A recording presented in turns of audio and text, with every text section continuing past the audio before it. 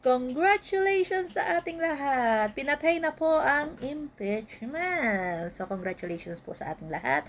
Dahil po sa ating mga matatalinong voters, bumoto tayo ng mga senators na ang pinaglilingkuran ay kapwa nila politiko, hindi ang Pilipino. So, congratulations sa ating lahat dahil hindi na po natin malalaman kung saan po dinala ang confidential fund na galing sa mga taxpayer. So, 'di ba? Napakagandang balita niyan. So, mababaon na po sa lupa. Magiging history na lang. So, wala nang palipaliwanag. So, lahat ng binoto ng mga matatalinong voters is ayan po ang resulta. So, good luck po sa ating lahat.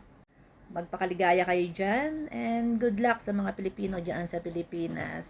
Naway pagpalain po kayo ng may kapal.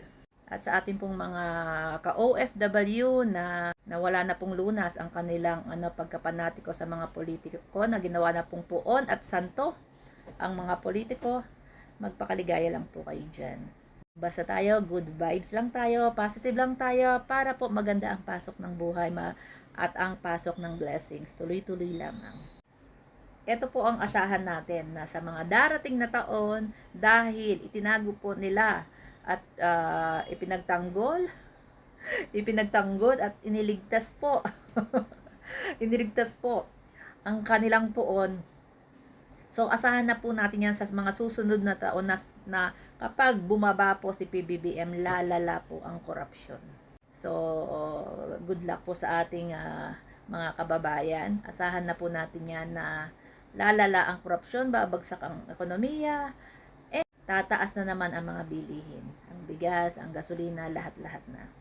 Dahil yung mga pinili nating mga politiko is wala namang solusyon.